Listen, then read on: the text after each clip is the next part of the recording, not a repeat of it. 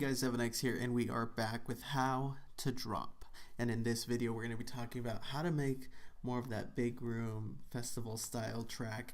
The season's coming, and I wanted to help you guys out. So let's get right into it. What we're going to do is play the song for you first, and we'll be going from there. Get 'em high to the sky, people jump and move tonight. Get 'em high to the sky, people jump and move tonight.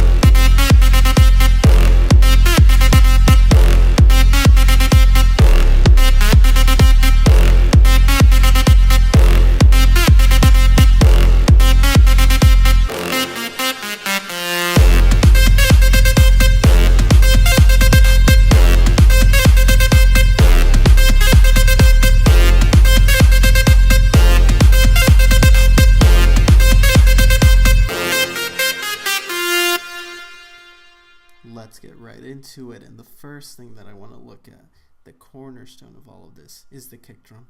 Now this is something I don't usually do, is using a sampler of some sort to throw my kick drum in and then programming it in to my session, but I did it this time because of a technique that I'm about to show you. Let's play it first. First thing you do, loading your kick drum, throw a utility on there, 0% from that width, and you'll have your kick in mono. Now over here on root key, make sure to put it to where the kick is tuned to. So if it's an F kick, then put it at F. So this is the kick originally. And then we play with the rhythm a little bit down the line, and then we actually move down and then up and then back to the original key to give it a kind of different feel and more interesting sound during the drop.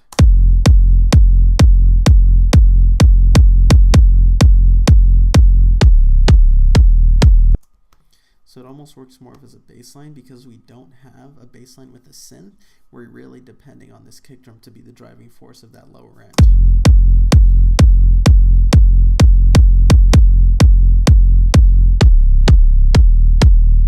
Now there are some better ways of doing that. It seems like that pretty much did the job for me, but there are different ways you can approach that. So just in case there's going to be some controversy in the comments, I'm addressing that now.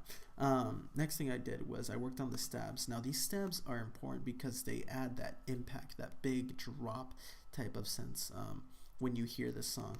The only processing I did on this was adding a little bit more reverb than it already has. So let me play for you that sound.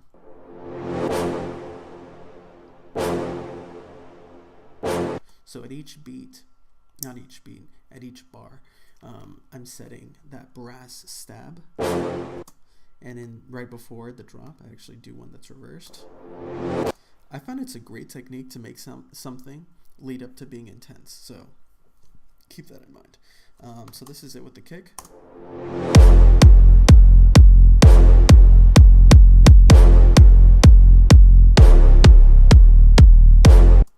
Okay, so we have that. Now I want to talk about the leads a little bit first. There's a lot of stuff on here going on, but let's talk about it. So let's just turn off all the effects.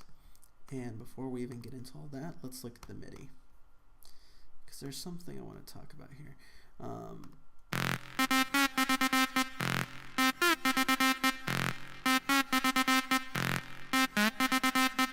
So if you already noticed, one thing I do is something similar to the stabs, where I have a low note hitting right at the beginning to give it that kind of impact space, and then it goes in with this crazy rhythm.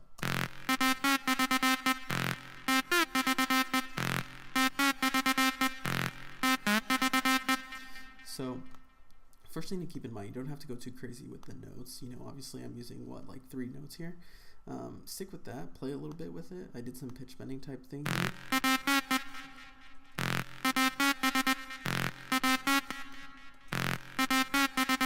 Kind of gives it a little bit of a pitch bend effect.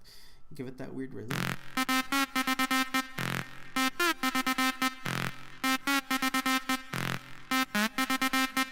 So kind of keep that pattern, kind of create a mirror when you're developing that melody. It's just a silent preset wiggle. I don't even know what it's from. It looks like it's probably... I don't know, it might be, I think, from the Cashmere sound set.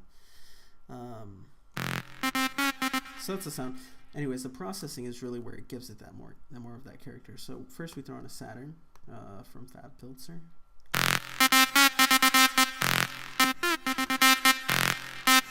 Really pushing those dynamics, giving it more character, warmth, and grit. Gives it a lot of presence in the drop. Valhalla Room reverb to give it that space. Because in Big Room, the synth sits really wide and high above the bass, and the bass is so heavy, so it's a great way to separate them. OTT. If you hear, it's actually not doing too much because the Saturn is already pushing it so much, but the OTT does give it a little tinge of brightness. EQ, so we don't overload. Fab filter, cutting out that low end, and then boosting a little bit on the highs.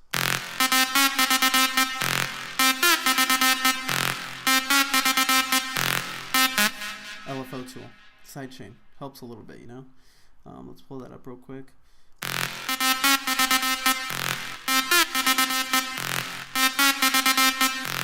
Helps kind of tame the sound because it's a lot to take in. I'm going to talk about the second layer.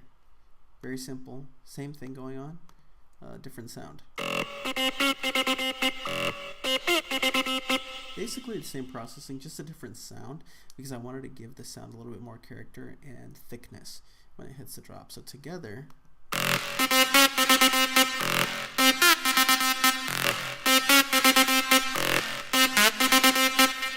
kind of gives it a little bit more richness.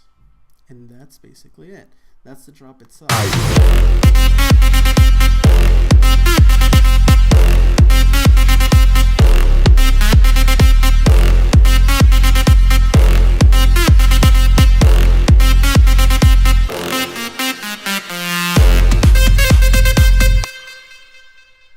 As far as layering goes, this is definitely not the highest layer track, but that's fine. You know, you just basically got to go with what sounds good, and in this case, that's what I felt like worked, so kept it at that. Now I want to talk really quickly, lastly, about the rhythm on the second part of the drop, because it's nothing too crazy, so we can cover it real quick. So we have the kick right here, and then we have this, a clap. Just giving it a little bit more brightness every time it hits on that kick, so that you can kind of tell the difference, that something a little bit different going on that second part of the drop, and you can add more effects and things like that, and you guys can go crazy on the layering. I just didn't happen to do it in this case because I wanted to get just the basic of it out there. Now let's get some rhythm going. So what I added were these toms. Yeah.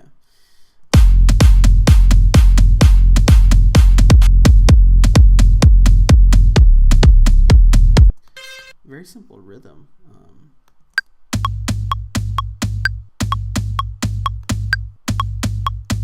So imagine this is the kick, and this is the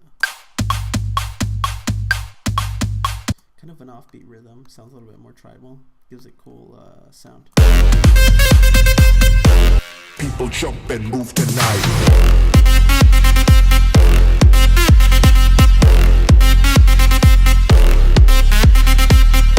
Something I will argue is that it might be a good idea to throw in there some white noise, a crash of some sort to make it sound even bigger, but that's kind of up to taste, and that'll be up to you, so I'll leave it there. I hope you learned something, and I'll see you guys in the next How to Drop. We about to turn it up.